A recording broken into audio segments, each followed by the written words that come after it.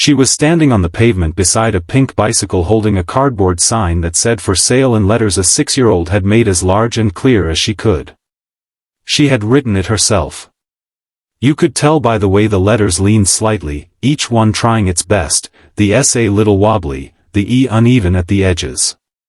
She had used a marker she found in the kitchen drawer and a box she had broken down flat, and she had carried it outside and stood beside her most important possession and waited for someone to stop.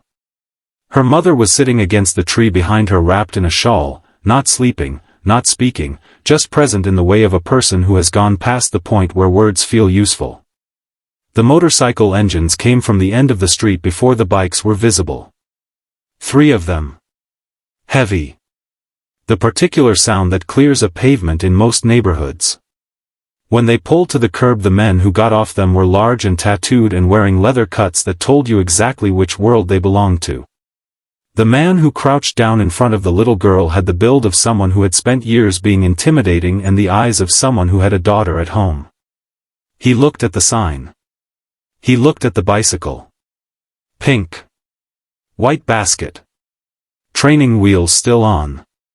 A small yellow flower sticker on the fender that she had put there herself. He looked at the girl. He said, "What are you selling your bike for, sweetheart?" She looked at him for a moment with the direct, unafraid assessment of a child who has not yet learned to be frightened of what people look like. She said, "Mommy hasn't eaten in 2 days. I thought if I sold my bike I could get her some food." The man went very still. Behind him his 2 companions had not moved either. Before we begin, if you believe that the biggest hearts sometimes come in the smallest people and the most unexpected ones, please like this video, subscribe to Kindness Tales, and share this with someone who needs to believe in people today. The little girl's name was Lily.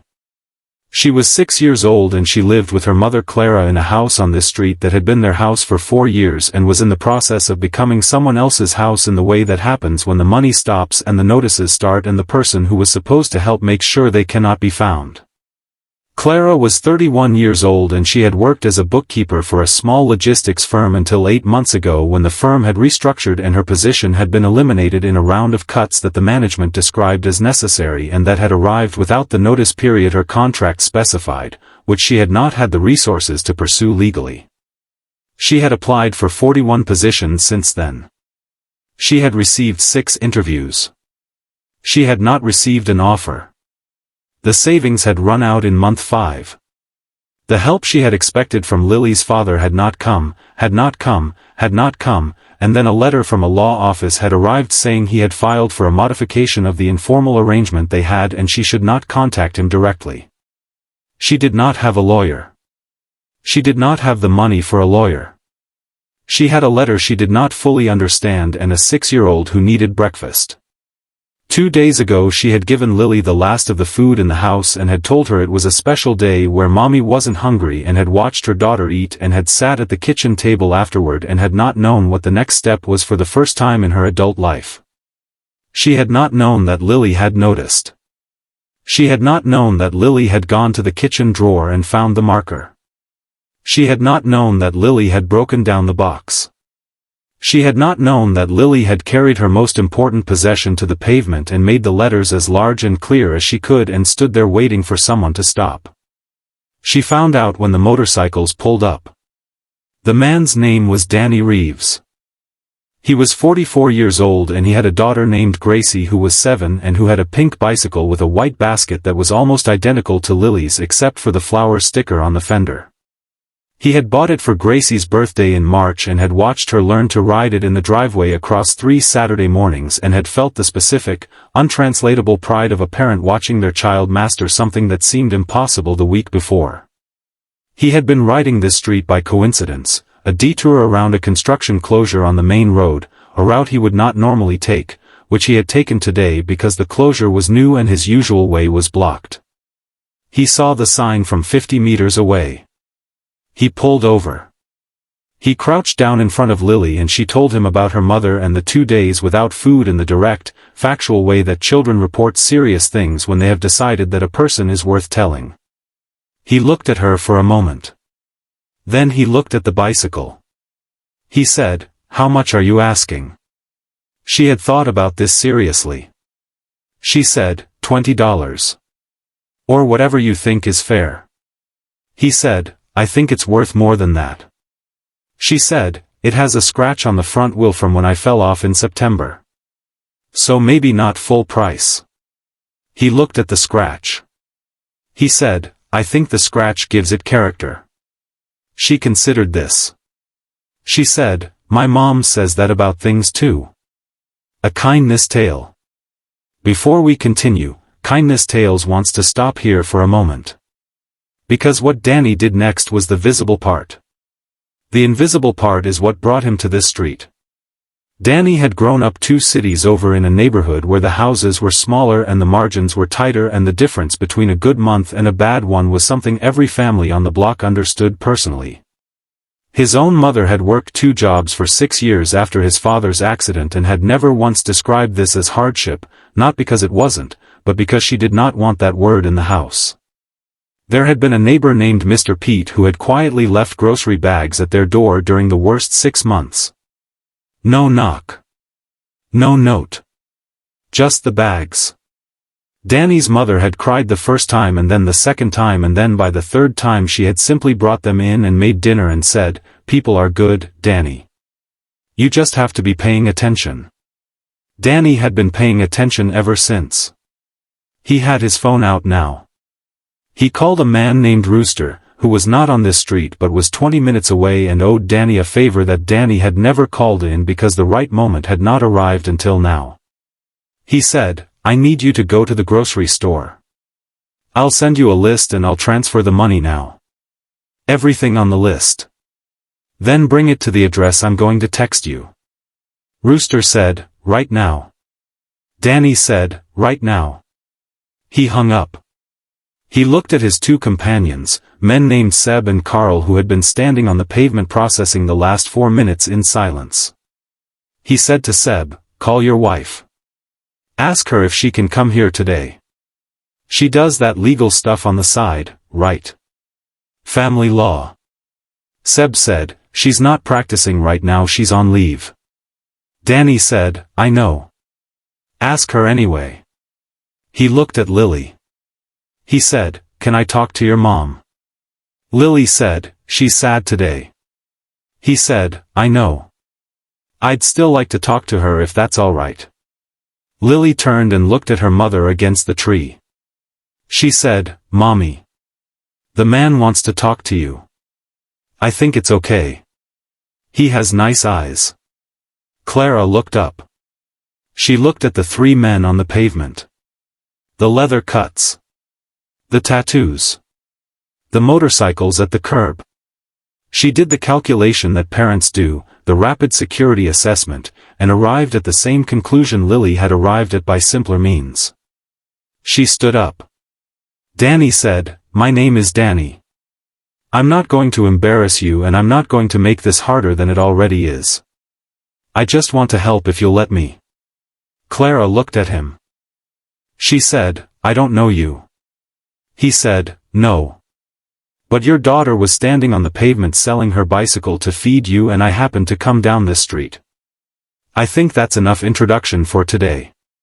Clara looked at Lily. Lily was still holding the sign. Clara said, "You don't have to do anything." Danny said, "I know. I want to." He said it the way people say things when they mean them, without performance. Clara sat back down against the tree and put her face in her hands for a moment. Not crying exactly. Something before crying, the release of the tension that had been holding the last 2 days together. Lily went and sat beside her and put her small hand on her mother's arm. The groceries arrived in 37 minutes. Rooster was a large man with a beard and a quiet manner, and he carried 4 bags from the car with the efficiency of someone who had been told what was needed and had simply done it. He set them on the step without ceremony.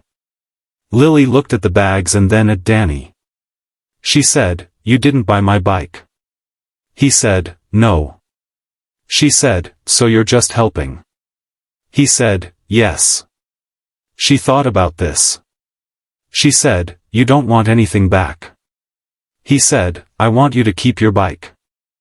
She looked at it. The pink frame. The white basket. The yellow flower sticker on the fender. She picked up the for sale sign and folded it in half. She said, "Okay." Seb's wife arrived 40 minutes after Seb's call. Her name was Mara and she was a family law attorney on maternity leave with a 4-month-old at home, and she had come anyway because Seb had explained the situation in 4 sentences and Mara had said she would be there in an hour and had made it in 40 minutes. She sat with Clara on the front step while the men stayed at a respectful distance, and she asked Clara to tell her everything from the beginning. Clara told her. Mara listened the way lawyers listen when they are not billing by the hour but have simply decided that something is worth their full attention. When Clara finished, Mara said, "The notice period violation alone gives you a claim worth pursuing. The modification filing from his lawyer is intimidation, not law. There are 3 organizations in this city that provide free legal representation for exactly this situation. I know the directors of 2 of them personally. I am going to make 2 calls this afternoon." Clara said, "I can't pay you." Mara said, "I know. I'm not asking you to." Clara said, "Why are you doing this?"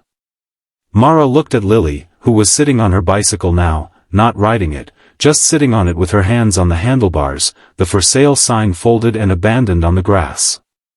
She said, "Because a 6-year-old tried to sell her most important thing and I can do something about what caused that." Clara said nothing for a moment.